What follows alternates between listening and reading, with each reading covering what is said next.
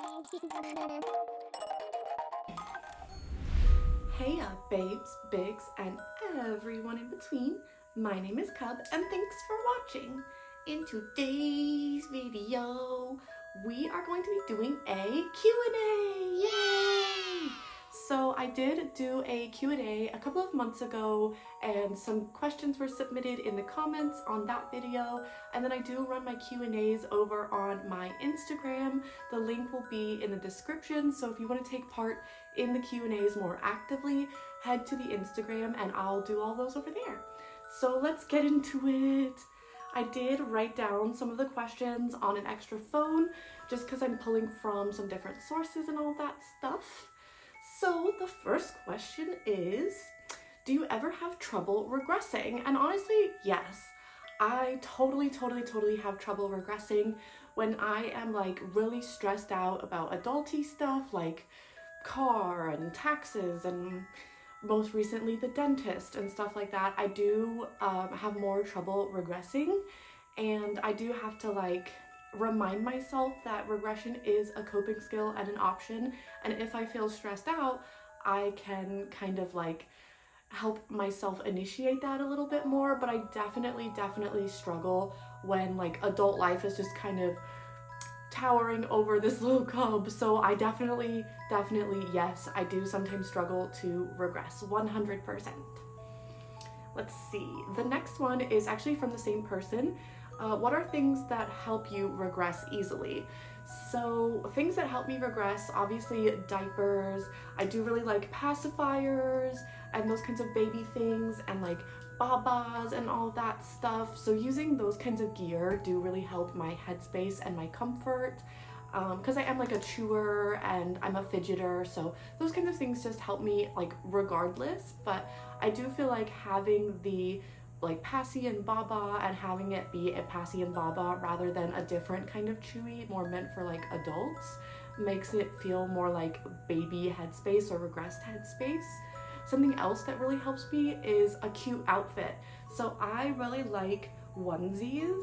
So matching a onesie, right now I have a onesie and a little skirt on, and I have like a matching passy and a passy clip and all that. So wearing a onesie that like matches my outfit or my diaper or my whatever mood, that I feel like affects my little space and headspace a lot, like wearing the clothes, because like you have to snap it, and even if you're not padded and you're in regular underwear, you still have to like snap it every time you use the bathroom. So I really like onesies and passies and babas and all of that stuff. They really help my headspace. The other thing that I feel like really helps my headspace is media. So like putting on a kid's cartoon that I wouldn't normally watch does help trigger my headspace a little bit more. So if I put on like my favorite all-time show that I watch all the time is Bob's Burgers. So if I put on Bob's Burgers, I don't always feel super baby and regressed. Sometimes I still do, but not always. So I will like put on Bluey, or the other show that I like is oh my gosh, not Little Einsteins, what is it called? Higglytown Heroes. It's a Disney show. So those like really kids shows, if I really want to be like baby and I want to be in a baby headspace, then I will do those. Most recently I've gotten into Sophia the First. So if I'm like really trying to be baby and regress, then I'll put on a kids show and like get my baba and my passy and like really set myself up for regression and baby time. Like I make a nest and everything. So just setting yourself up for the headspace that you want, even if maybe you don't regress to the state that you were hoping, just giving yourself the time and like allowing yourself to have that, I feel like is really important. Okay, next question. Favorite thing to do in life in general? So my favorite thing to do in life in general is probably to be creative. I feel like no matter what I do, I really like to be creative. So when I play video games, I like to dress people up and build houses and decorate rooms and those kinds of things, and like making deco passies and coloring pictures and I'm definitely a very creatively driven person. So anything that I can do to be creative usually makes me feel a lot better. It makes me feel very happy and fulfilled. So like I'll flip from different creative activities like knitting or doing my nails and all those kinds of things. So definitely my favorite thing to do in general in life is to be creative. Okay, next one. Is there a game, book, or movie from your childhood that you cannot find anymore? So I actually really like this question. So there is two movies that I really want to find from my childhood. The first one is, it should be easier to find, but I have not come across it yet, is the very first Pokemon movie on DVD.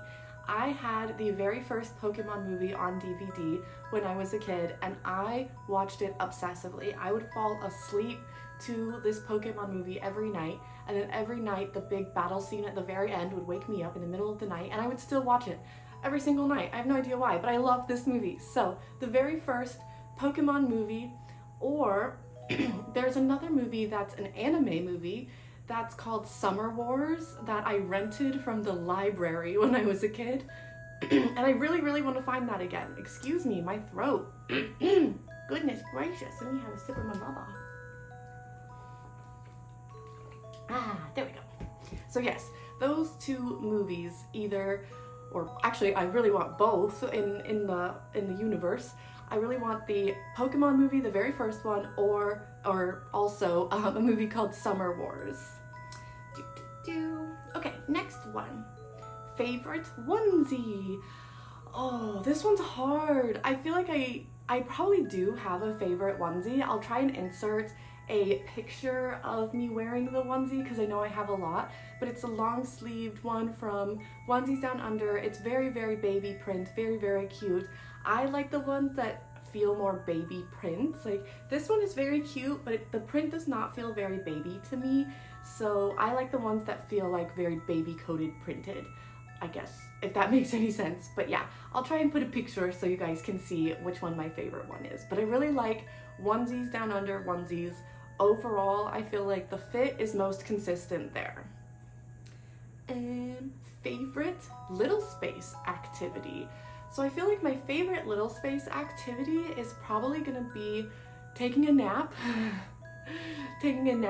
or playing with toys. I like to play with my calico critters, and most recently I got I think it's called an R Generation doll. It's like the knockoff American Girl dolls from Target, and I have been loving my doll. I really want more stuff to play with her, but I love playing with her. I play with her probably the most out of all my other toys other than my calico critters and maybe my SpongeBob toys.